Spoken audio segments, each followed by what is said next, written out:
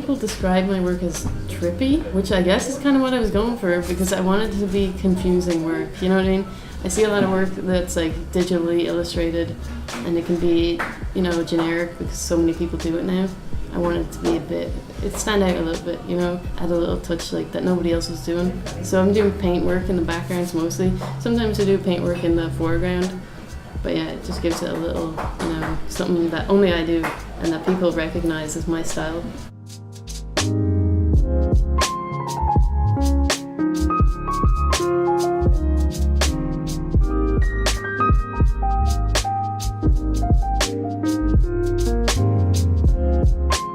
I like this style anyway. It feels like right, you know, when I look at it I feel like there's a certain amount of, you know, technique in it. There's certain like, you know, you've styled it in a certain way, and then also I let paint work do the job for me. So I'll put paint on a page and let it run everywhere, and whatever shape it takes is, you know, that's what I work with then. So that I do the paint work first and then I illustrate around it.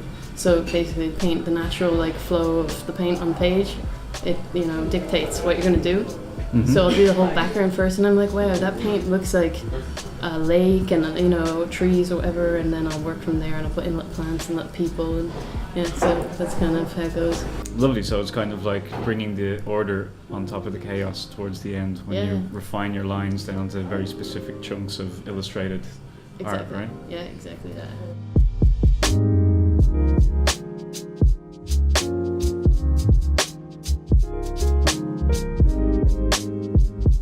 I love it. The style is really unique, and it's the type of, like, I really like art like this where you can just like kind of fall into it. There's always something new to look at every time. Yeah, that's what people say. They're like, every time I look at it, I'm like, oh, there's a little thing, and it's like, you know, a little bug or like a banana or something that I've like hid somewhere. But like, you know, children's books that I was reading when I was growing up was like, find the worm or like find Walt or whatever, and the page is full of stuff, you know. Mm-hmm. And that's what you live for when you're a child. You look at a page that's full of drawing, and your mind just fucking goes crazy.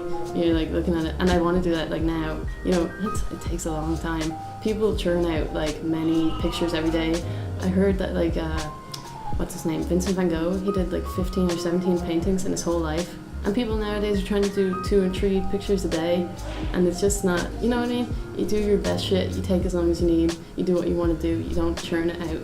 Just fucking pay attention to detail if you want to, you know what I mean? Spend like 6 months on a picture. I like that, you know. Yeah, but there was no like Facebook or, you know, Netflix back then. Maybe if I chopped half your ear off, it might inspire you to probably draw shit tons more every day. I'd have like darker work, like Francis Bacon, like real, like, you know. Visceral, fleshy shit. Yeah, a load of blood everywhere, but yeah.